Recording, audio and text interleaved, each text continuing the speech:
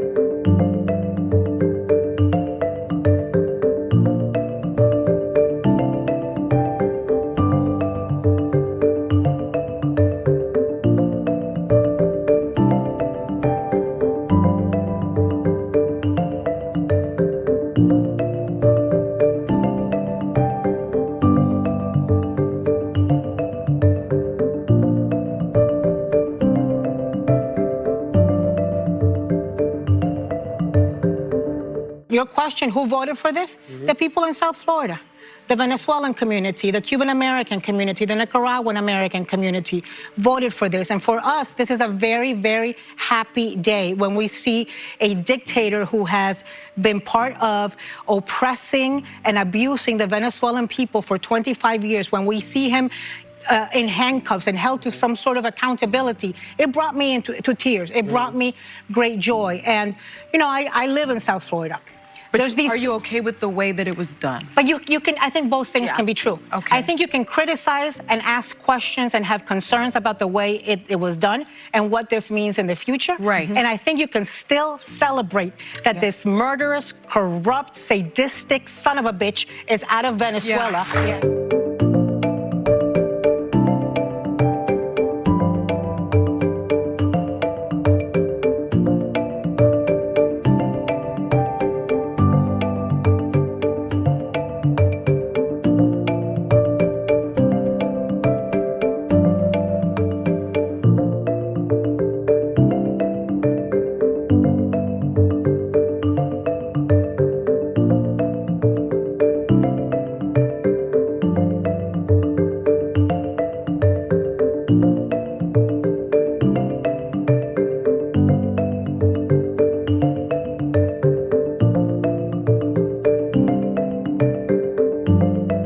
Welcome back, Crediline. I'm James Morrow, filling in all week. Great to be with you. Well, ever since Donald Trump's capture of Venezuelan strongman Nicolas Maduro, we've heard a lot of talk about his actions being against, quote-unquote, international law.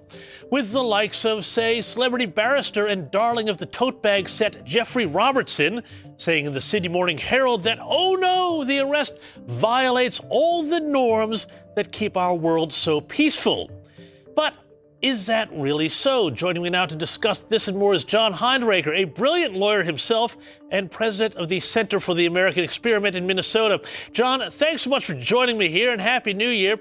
You've noted on your brilliant Powerline blog that Democrats have all adopted the same script about the seizure of Maduro being, quote, unlawful and unwise. But John, tell me about this international law argument that they're running.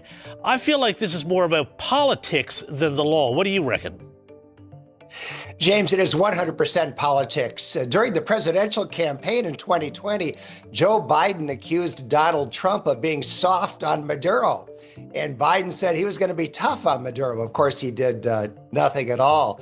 The Democratic position on the use of military force depends entirely on who is in the White House. The overnight raid to pick up Nicolas Maduro was nothing compared to the bombing of Libya, which led to the overthrow and death of Muammar Gaddafi, which the Obama administration carried out. But nearly all the Democrats were fine with that. So it really is a political question of who is in the White House when it comes to approving of the use of force. And John, I wanted to also just interrogate this point about international law a bit more as well, because there's this idea that, somehow this is a violation of norms, states shouldn't invade other states. But the Trump administration, they have a case. They say that this was really a criminal indictment. That's why we saw Maduro frog marched by guys with DEA badges on their arms into the courthouse earlier today. Where does this whole international law argument stack up? Because as far as I'm concerned, the international law crowd has no answer about what to do about somebody like Maduro. Well, James, that's right. I mean, arguably, there's really no such thing as international law because there's no one there to enforce it. And there certainly is no principle of international law that says that a narco-terrorist dictator is immune from any accountability as long as he stays in the country that he runs and among the people that he terrorizes. Nicolas Maduro was indicted in the United States and has now been arrested and has been brought to the U.S. to stand trial. That is a legal proceeding. Yeah, indeed. And meanwhile, though, talking about other Democrats' reaction, I love this here.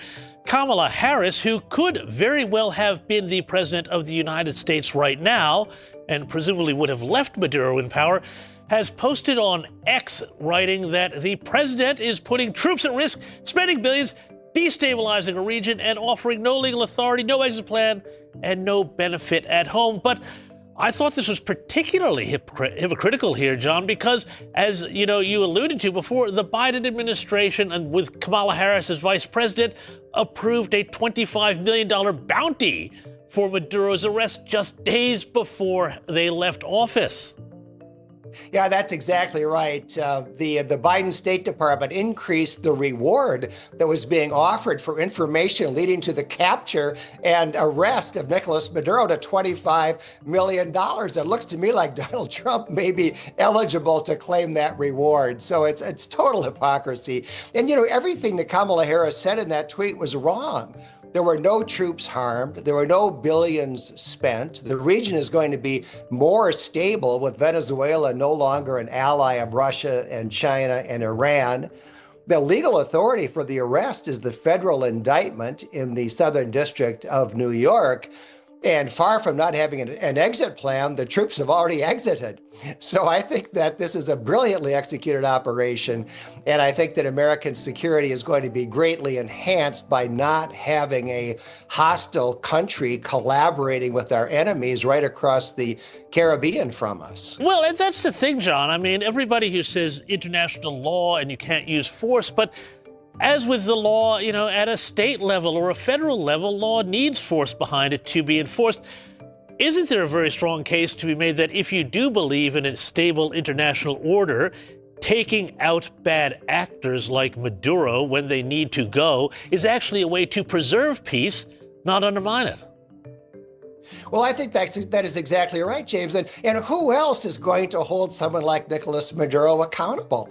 His own people would love to do it, but they can't. He's got them under his heel. The United Nations is great at making high-sounding pronouncements, but they have absolutely no ability to do anything about a an autocratic dictator like Maduro, who's not just a dictator, but a narco-terrorist, as he has officially been indicted in the federal court in the United States. Indeed. John Heinrich, we're going to have to leave it there. Thank you so much for your time, as always, and a very happy new year to you there in Minnesota.